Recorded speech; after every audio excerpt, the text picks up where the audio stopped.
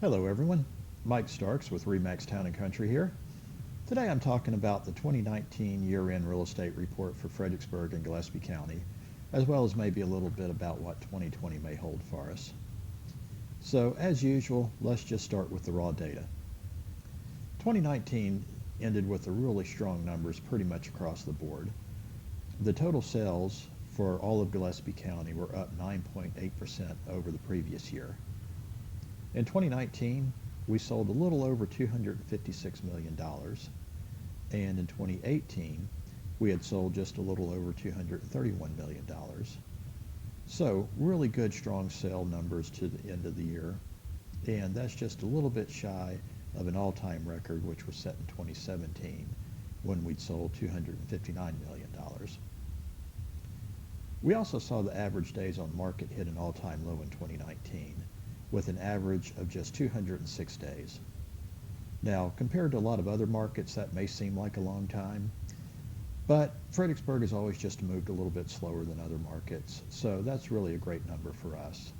And you compare that to 2018, the average days on market was 253, and if you jump back to 2015, the average days on market was 351. So 206 days on the market for us is really low, and I think that's a reflection of what I still see as somewhat of a limited inventory. Now, sure, there's lots of properties for sale out there right now, but the really nice properties that are priced reasonably are really moving fast. So let's move on to home sales in Fredericksburg. I'm going to have a good bit to talk about concerning home sales in the city limits, so I'll likely do a second video concerning land and out-of-town properties, and if you're interested in that, you can find that on my site at mikestarks.com. So, for in-town homes, total sales in 2019 were through the roof. We actually topped $100 million in total dollars sold, which is a new record. That's up 14.2% from last year's previous record sales. So really, really strong sales in town. The average home price in Fredericksburg was also at an all-time high, ending at $390,150 in 2019. That's a 4.2% increase over 2018, when the average home price was at $373,909. And if you look at the appreciation rate over the last 5 years, we've gone from an average home price in 2015 of $298,640 to the 2019 average of $390,150, which is actually a kind of modest increase of 4.9% a year.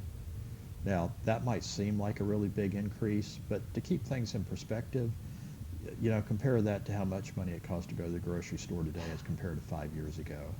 I mean, I know my average grocery bill has certainly gone up a lot more than 4% a year.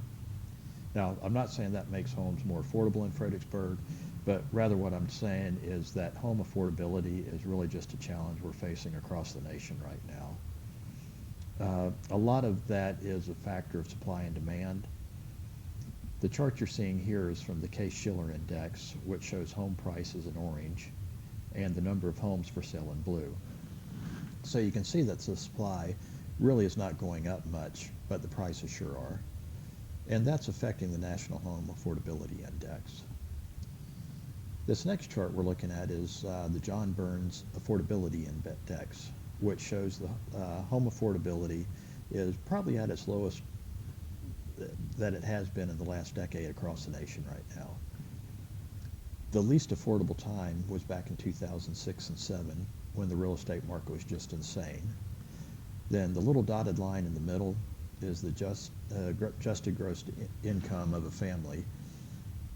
So you can see that in 2009, prices started to go down and reached their most affordable levels back in 2013. And since then, the prices have really just been on the rise and are back up to the least affordable that we've seen since probably 2009. So that's probably a whole lot more than you wanted to know, but mainly I just wanted to stress that the lack of affordability is not just a problem for Fredericksburg, but rather it's a national issue. And I think a lot of that can be traced back to Federal Reserve policy, but that's a whole other issue that I won't get into now, or we'll be here all day.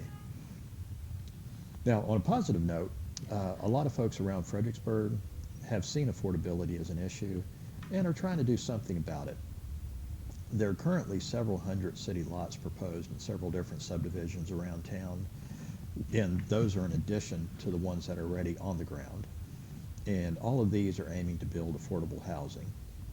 If all of these subdivisions come into fruition in the next year or two, that's going to be a huge amount of inventory looking to capture the affordable house buyer. And I know there's a lot of argument about what constitutes affordable, but nevertheless, if all these lots hit the ground as planned, I think we're certainly going to see a change in the dynamic of our market. Part of the overall change we will see will more than likely be a drop in the average home price in Fredericksburg. Now, this is going to be due to smaller, less expensive homes being sold, and it will kind of give us a false sense of what's happening in the average home price in Fredericksburg. So even though I think if all this comes about, we'll see an overall decrease in the average home price, this isn't going to mean that the cute little old house near Main Street or the big house in Stone Ridge is going to go down in value. Rather, what will change is what constitutes the average Fredericksburg home, and hopefully for the better. The other big change that all of these new lots will have is to the average lot prices in town. 2019 ended the year with an average lot price of $73,166, with a total of 52 lots sold for the year. As of today, when I'm doing this report, we already have 67 lots for sale in Fredericksburg priced under $55,000.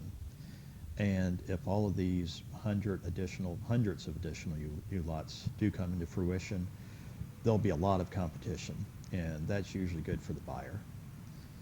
So I'm going to wrap up the in-city limits portion of the report saying that I think 2020 should really be another good, strong year for in-town home sales.